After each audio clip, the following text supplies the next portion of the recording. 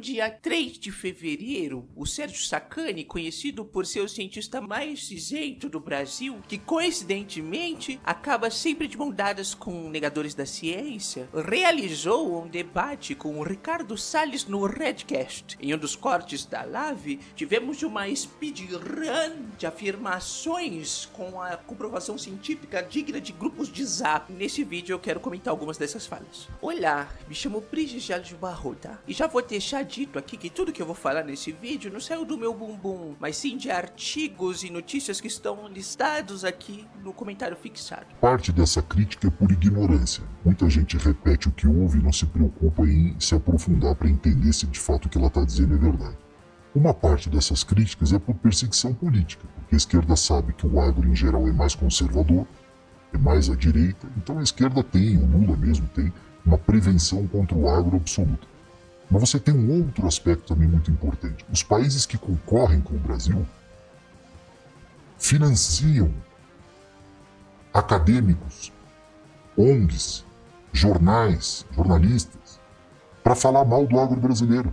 Logo no início do corte, temos uma fala sobre como as críticas ao agronegócio só são feitas por 3 motivos: ignorância, perseguição política pelos malditos esquerdistas que querem atacar o coitado do agronegócio por ser um pobre conservador, e pelo financiamento dos países rivais do Brasil que pagam pesquisadores e ONGs. Aqui já temos um enorme problema. Que países são esses? Que acadêmicos são esses? E por que eu não tô recebendo nada? Aqui temos um dos problemas de se defender a ciência. Falar bobagem é fácil, mas corrigir geralmente precisa de muito mais tempo. Por exemplo, para entender se pessoas da academia científica são financiadas por outros países, precisamos conhecer por cima como a pesquisa é feita no nosso país. Podemos falar que existem 3 atores principais na construção de ciência aqui no Brasil e no mundo, sendo eles os estados e suas empresas estatais, empresas privadas e universidades. Cada um deles vai ter um papel diferente na produção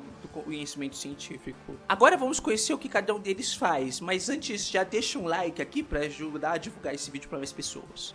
O governo atua pelas agências públicas que formulam e executam políticas voltadas à temática científica. As universidades e centros científicos produzem o conhecimento científico e, por fim, as empresas atuam como usuárias ou fornecedoras de tecnologia e como investidoras em pesquisa e desenvolvimento. Esses 3 vão se unir e formar o que chamamos de sistemas nacionais de inovação, que são basicamente os sistemas responsáveis pela produção de conhecimentos e tecnologias que vão guiar a inovação no nosso país. As universidades e centros de pesquisa públicos ficam encarregados de produzir pesquisas que vão gerar o que chamamos de ciência básica. Chamamos esse ramo assim por ser a parte da ciência preocupada com conhecimento científico mais amplo e não se preocupa com a sua aplicação direta, seja na criação de produtos, bens ou no desenvolvimento de tecnologias. Com a produção de novos conhecimentos, temos a sua publicação em periódicos científicos, que são revistas científicas formadas por grupos de cientistas que chamamos normalmente de pares de determinadas áreas, que analisam o que foi produzido antes de publicar. A partir disso, temos o início do que chamamos de pesquisa aplicada. Universidades, institutos e fundações públicas e centros de pesquisa e desenvolvimento das empresas privadas e estatais utilizam o que foi desenvolvido na ciência básica de forma aplicada.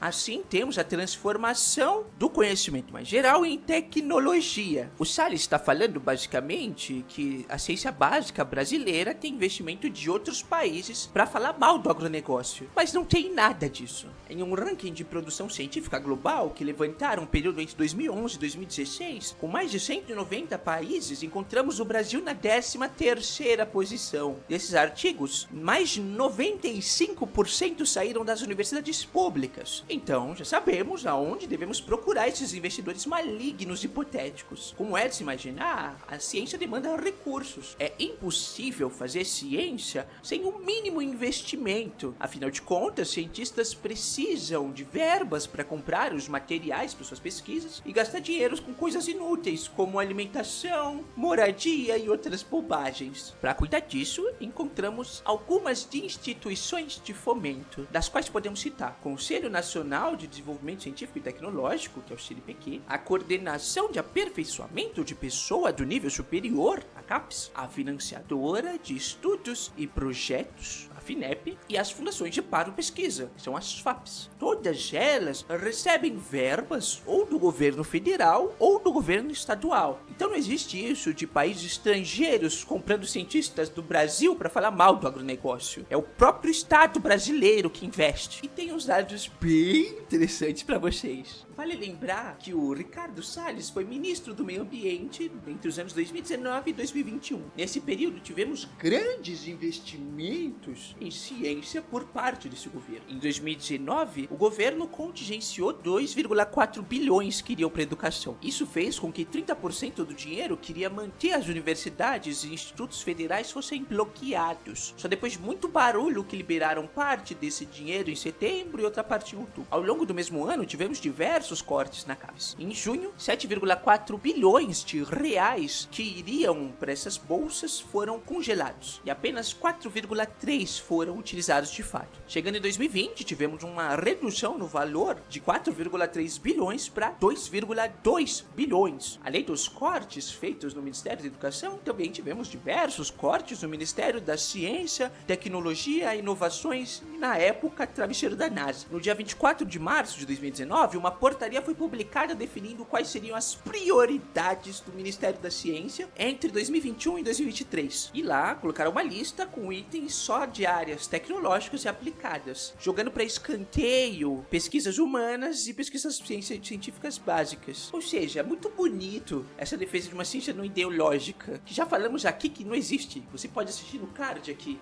Você pode assistir no card aqui. Eu acho que é aqui, pode assistir. E lá eu vou falar melhor sobre. E temos essa defesa vindo de uma pessoa que participou de um governo que ativamente impediu o desenvolvimento de ciência básica. Muito interessante, né? Falar que conhecimento científico é enviesado por receber dinheiro de inimigos invisíveis malvados, enquanto corta qualquer verba disponível para pesquisa básica. Afinal de contas, quem precisa de investimento em ciência, não é mesmo? Vamos pro próximo. Essa história de dizer que o boi, o pessoal fala que é o pão do boi, mas não é, é o arroto da vaca.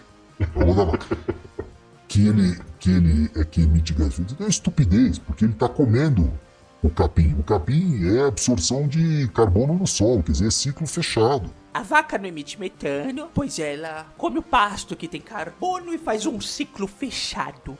Isso aqui não faz o menor sentido. E o Sacani, sendo o super conhecedor de ciência, deixa isso passar sem falar nada. Vamos pro básico. A pecuária emite grandes quantidades de gases de efeito estufa de 3 formas principais: o uso de fertilizantes nitrogenadas, o desmatamento e a fermentação entérica. O que é esse último? Vacas e bois são animais ruminantes que produzem metano de acordo com a sua dieta e o nível de indigestão. Os ruminantes recebem esse nome pela forma como eles coletam nutrientes. O estômago dele é dividido em partes diferentes. A primeira é chamada de rumen. E aqui é essa primeira que a comida é possibilitada de retornar até a boca, onde o animal mastiga mais outras vezes e retorna para o estômago. Aqui também temos uma quantidade enorme de micro-organismos que se alimentam desse nutriente e acabam por ajudar os animais a digerir alguns compostos que sozinhos eles não conseguiriam. Entre esses organismos temos alguns chamados de metanogênicos, pois sintetizam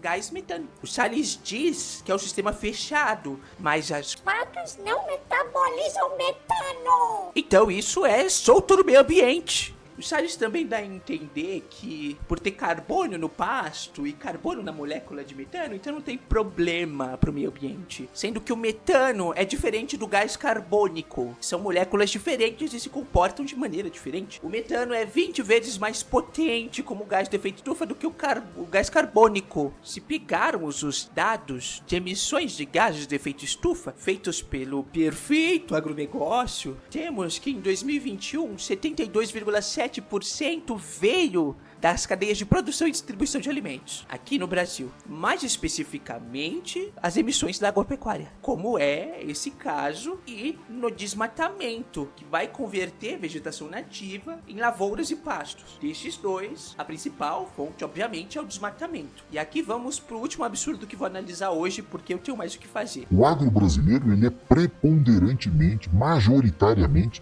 respeitador do meio ambiente, porque ele vive disso. Quem é o cara que, em sã consciência, vive da terra, vive da água, vive do campo, né, de todo esse ecossistema, vai destruir aquilo que ele vive? É a mesma coisa que você ser dono do McDonald's, no final do dia você põe fogo na tua loja. É burro, né? O cara não vai fazer isso.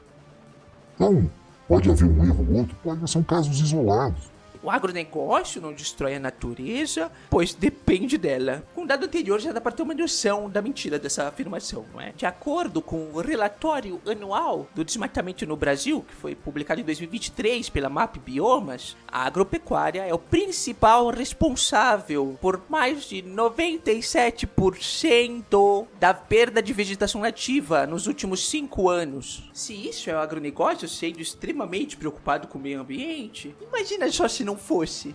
Se você quer saber mais sobre isso, como que o agronegócio opera com base em fontes confiáveis, pode assistir esse vídeo aqui que coincidentemente postei semana passada. Você chegou aqui agora, você pode clicar nesse botão aqui para se inscrever no canal e não esquece de deixar um like, um comentário aqui no vídeo para engajar esse bagulho para mim. Beijos de luz.